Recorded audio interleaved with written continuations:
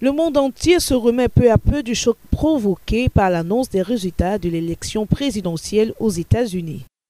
Un tremblement de terre politique pour certains, un tsunami pour d'autres. Un chaos qui laisse les démocrates et le monde sonner.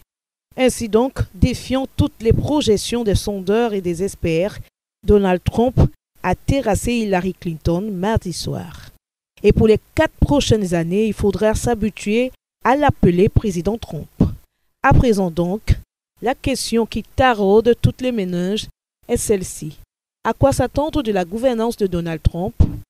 Au cours de sa campagne électorale, il a fait plusieurs promesses.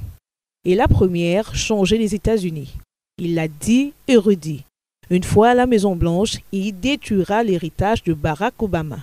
Ainsi, il pourra donc entreprendre de s'attaquer au symbole même de cet héritage, la grande réforme de santé.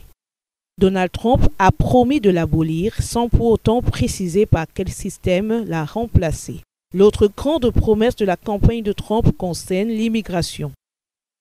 La construction d'un mur géant le long de la frontière avec le Mexique devra empêcher l'arrivée des immigrants clandestins. Ceux vivant déjà sur le sol américain doivent être expulsés. 11 millions d'étrangers sans papier pourraient être concernés par cette mesure. En matière de politique étrangère, pendant la campagne, Donald Trump ne s'est pas embarrassé de précautions, à la fois en ce qui concerne ses voisins ou ses alliés plus lointains. Va-t-il pouvoir tenir sa ligne? En effet, la nouvelle présidence américaine ouvre une période d'incertitude tant en Europe qu'en Afrique. Que vont devenir les accords internationaux sous l'ère Trump?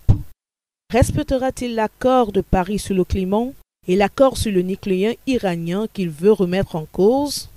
L'ex-candidat républicain a très peu parlé de l'Afrique, mais il a plaidé pour une politique moins intrusive dans les pays africains où il y a maintenant de bases militaires au Niger et en Tunisie.